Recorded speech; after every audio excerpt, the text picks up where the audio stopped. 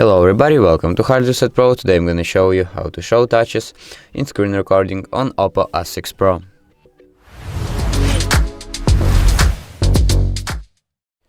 So basically, if you want your touches to be shown on your screen recordings, I'll show you how to do it.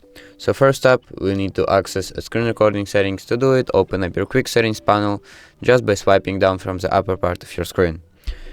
And the second thing you'll need to do here is find the screen recording button, click and hold it, click more settings right here, and scroll all the way down here to show screen touches, and just click on it, and you will enable this feature basically.